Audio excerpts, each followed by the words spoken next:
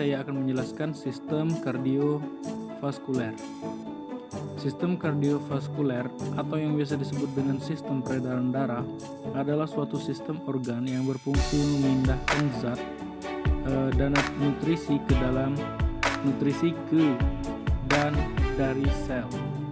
Sistem ini juga membantu stabilisasi suhu dan pH tubuh atau bagian dari homeostasis.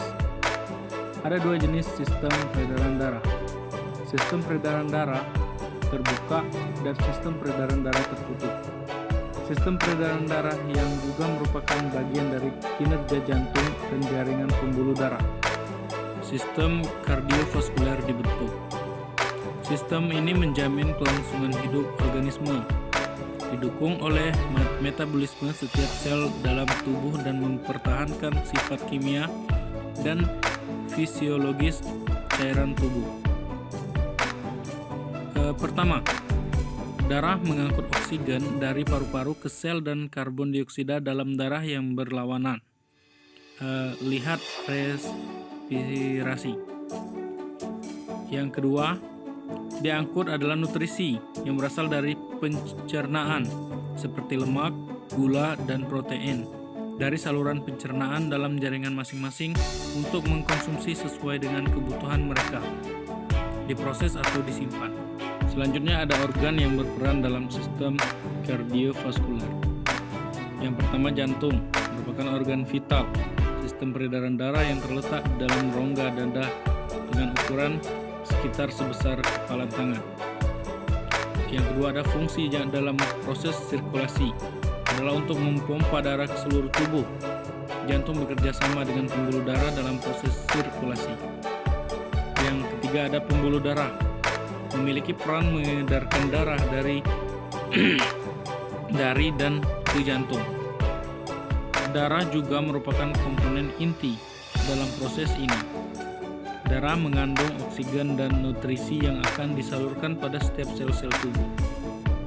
Dan yang terakhir ada organ-organ. Selain organ-organ tersebut, ada organ tambahan lainnya, yakni paru-paru. Paru-paru tidak hanya berperan dalam proses respirasi. Pada sistem sirkulasi, paru-paru bertugas menukar karbon dioksida dalam darah dengan oksigen yang dihirup saat proses pernapasan berlangsung. Proses peredaran darah. Yang pertama ada sistem peredaran darah besar. Sistem peredaran darah besar adalah sistem peredaran darah yang mengangkut darah yang kaya akan oksigen dari jantung menuju ke seluruh tubuh, kemudian kembali lagi ke jantung.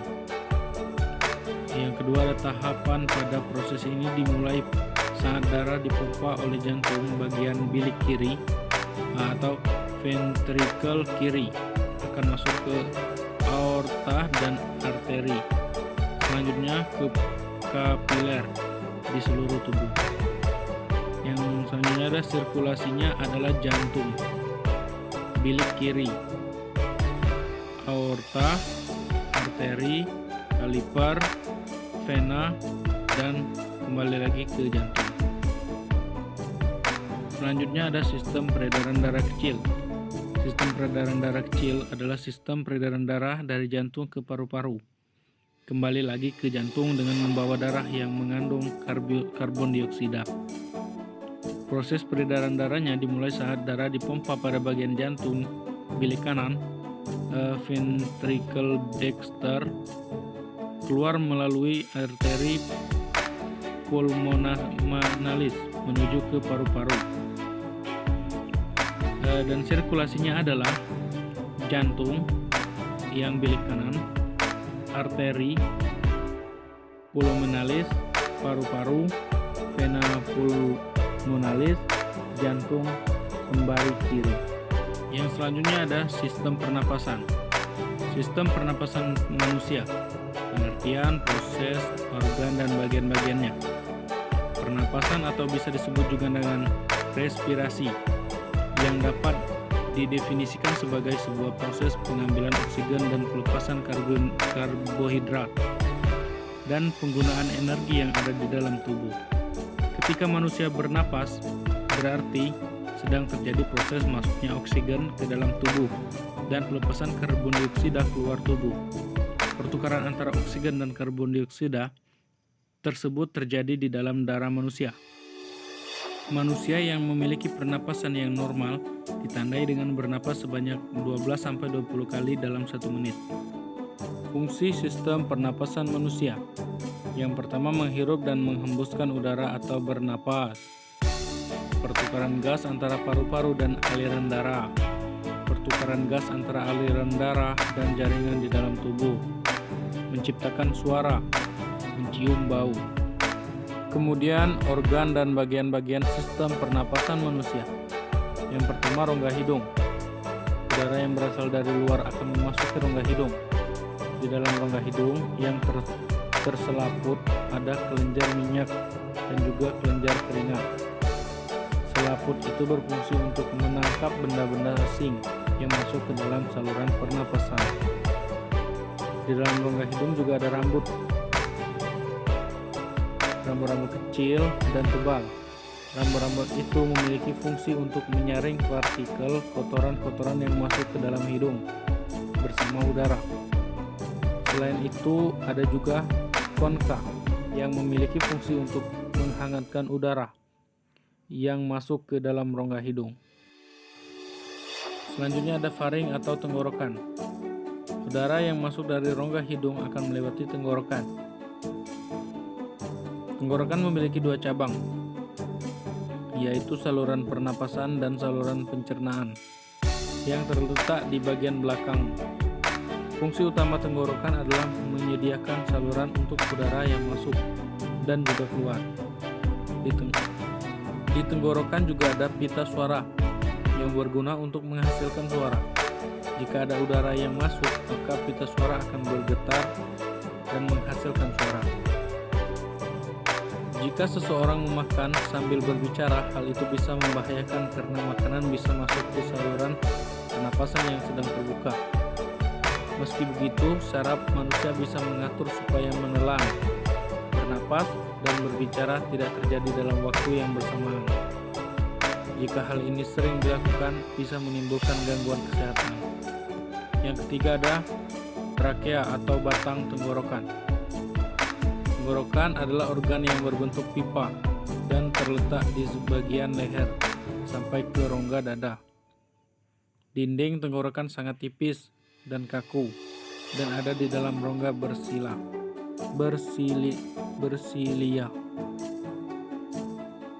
Silia ini memiliki fungsi untuk menyaring benda-benda asing yang masuk melalui saluran pernapasan.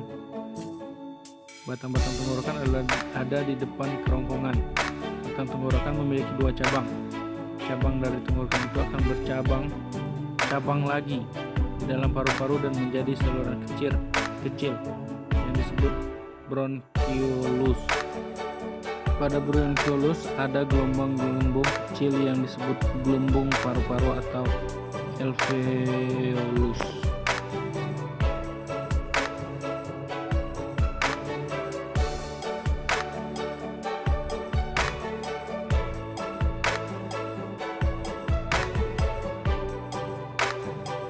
Proses pernapasan pada manusia. Yang pertama ada pernapasan dada. Ketika kita bernapas menggunakan dada, otot yang berperan adalah otot-otot sekitar tulang rusuk. Otot-otot ini dibagi menjadi 2, yaitu otot tulang rusuk luar dan tulang rusuk dalam. Otot tulang rusuk luar memiliki peran untuk mengangkat tulang-tulang rusuk, sedangkan otot tulang rusuk dalam memiliki fungsi untuk menurunkan tulang rusuk ke posisi normal. Yang selanjutnya ada pernapasan perut.